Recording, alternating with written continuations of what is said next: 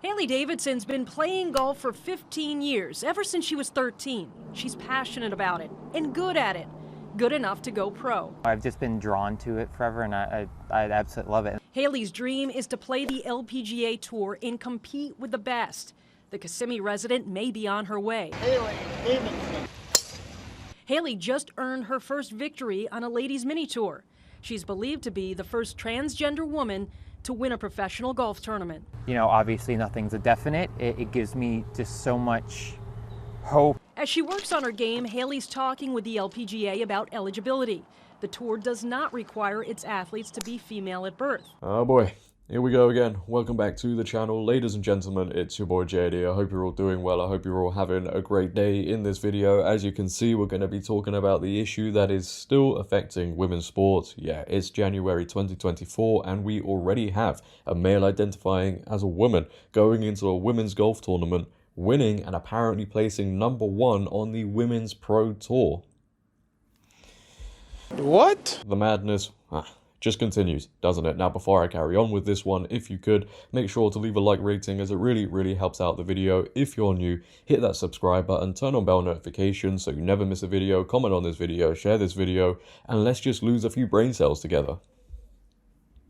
Redux go on to report male golfer takes home trophy at NXXT Women's Classic, currently ranked #1 in the Women's Pro Tour. A trans-identified male has taken home the trophy at a women's professional golfing tournament in Florida. Haley Davidson, 30, emerged victorious at the NXXT Women's Classic at Mission Inn Resort and Club on January 17th. Despite outlining eligibility as being restricted to female players, NXXT allowed Davidson to compete. His victory is particularly significant as this year NXXT had partnered with the Epson Tour to award 10 exemptions to their top 5 players. The exemptions were intended to provide female golfers the ability to compete in the Epson Tour regardless of their specific qualifications, something NXXT boasted would facilitate unparalleled professional growth opportunities for women golfers. Davidson is currently ranked in the top spot to receive 2 of the 10 available exemptions. Yeah, where to start with this one? At this point, truly, I'm running out of words. I really am. I guess firstly, the eligibility apparently being restricted to only female players, yet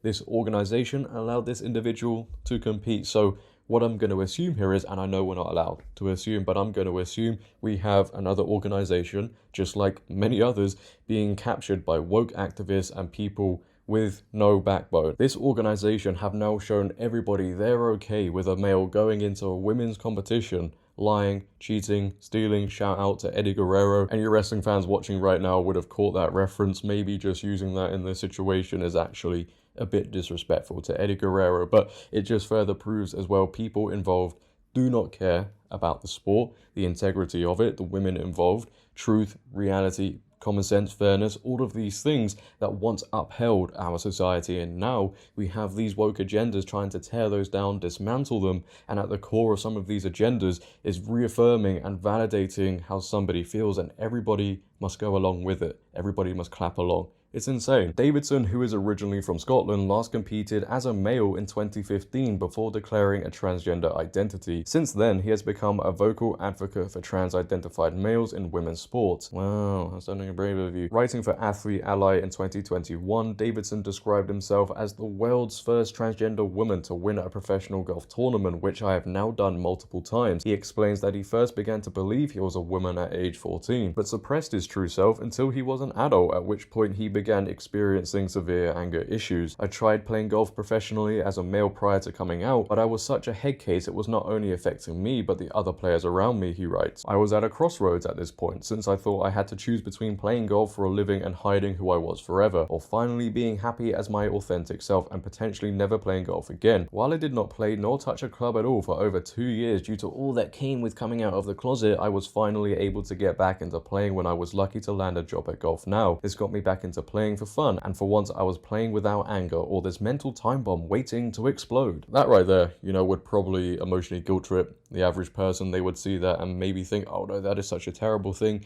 If this is going to affect the individual that much, we should just allow men to compete in women's sports. Make people happy, right? Make the individual happy. And this is why you also see in the mainstream media when organizations change their policies to make it women versus women, men versus men, they'll put in the headlines, transgender athletes are being banned. not the case. People just required to compete in the right category, but it's all about making people feel guilty, bad about themselves. Okay, maybe we should just allow it to happen. It's about forcefully accepting ideas at any cost. Now, they mention the mental health issues, right? The anger, the frustrations, the mental time bomb waiting to explode. Instead of properly addressing those mental health issues, wait, how wrong of me to suggest that? We don't do that in society, do we? Instead of trying to properly address those mental health issues, instead, we live in a time now where mental health issues get reaffirmed. They didn't compete for 2 years, now they're into the women's side of things and they're completely dominating. It doesn't make any sense, and we've gone from one situation where it was affecting the individual and everybody around them, which, as they said in the article, right? And we've gone from that to this situation now where it's not affecting the individual any longer, but everybody else around them. But who cares about that? Because as long as the individual is happy, who cares how it's affecting everybody else around them? In 2022, Davidson made headlines while attempting to earn a Ladies Professional Golfing Association tour card. At the time, Judy Murray, an elite tennis coach and mother of Wimbledon champion Andy Murray, blasted Davidson for attempting to join the LPGA tour. No, not fair at all, Judy Murray posted to X, formerly Twitter, in heated words that quickly went viral. Protect women's sports. Listen to the facts, the scientists and the medics. This is wrong. And I imagine Judy Murray at the time felt the full force of the woke mob, because what she said is strictly forbidden. She should have known that. While he was ultimately unsuccessful, Davidson attributed criticism of him playing in the women's sports to transphobia. Of course, I've seen that it's not about protecting women's sports or me having an advantage, which you do. It's just that you don't like trans people, Davidson said during an interview on the Like It Is podcast. It's very sad that's what it comes down to. In the last couple of months, that's what I've come to learn. On X, Davidson boasted of his victory, of course, writing, "I was finally able to get my 4th professional win after 2 playoff holes. Also moved me into first place in the season rankings for 2 Epsom Tour exemptions." Well, you heard it from the person themselves, and who am I to question this, right? Who am I to disagree? Of course it is transphobia to have an issue with this, to have an issue with women's sports being eroded, the integrity of it, and all sports, in fact, is just transphobia. Look, this is what people use as an attempt to silence people. It's just another tactic to label people XYZ buzzwords or label a criticism a buzzword, so nobody does it. Nobody wants to be associated with these buzzwords, when in reality, that place that is being distorted so much right now, it's not transphobia, is it? Nah, people just don't like the unfairness, the injustice that is going on. Places, awards, money taken away from women in these competitions when it shouldn't be happening, and then everybody else again is just supposed to go along with it and clap along. Wow, this is so stunning, this is so brave, we're supposed to act like seals. No, it's not stunning, it's not brave, it's anything but that. People cheating in these tournaments because that's what it is, it shouldn't be applauded. It's crazy we're still having this debate. It's crazy this issue is still going on. I don't know what it's going to take for these organizations to wake up and realize what is going on is wrong, because inclusivity reigns supreme right now. Maybe the next US election will help. Donald Trump signs a bill where he puts it across the board, where males compete against males and women compete against women. I don't know, guys, but one thing I do know is we are certainly living in a clown world right now, and it can't go on. But leave your thoughts down below on this story. Ladies and gentlemen, what are your thoughts on this male golfer coming into a women's tournament, winning and placing #1 on the Women's Pro Tour? I'd like to know. If you have enjoyed, make sure to leave a like rating. If you're new, hit that subscribe button, turn on bell notifications, comment on this video, share this video. But until next time, it has been your boy JD. Have a great day, stay safe, and I'm out.